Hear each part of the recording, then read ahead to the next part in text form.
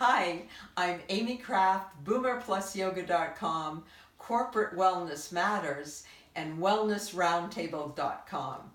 Today, we're going to do a wonderfully relaxing pose called Legs Up the Wall.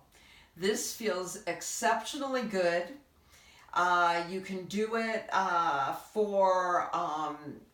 in place of headstand, handstand, any type of inversion, and it's extremely relaxing.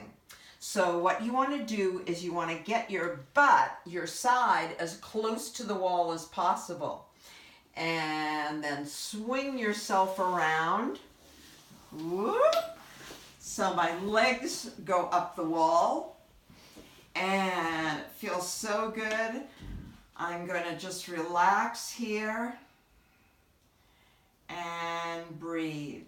You can even, if you have a friend, to put a weight on top of your heels, that also feels extremely good. So just lie here from 3 minutes to 5 minutes to 10 minutes.